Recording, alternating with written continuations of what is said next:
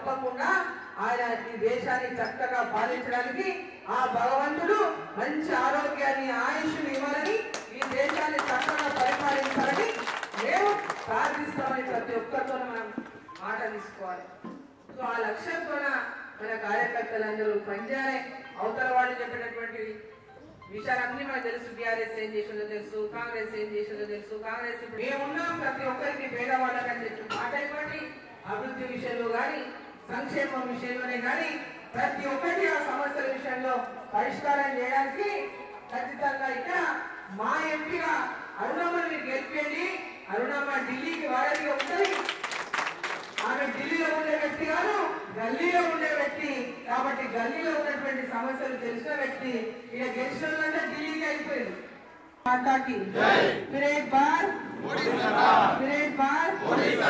ఎక్కడ పోయి నినాదాలు ఊళ్ళలో మరొకసారి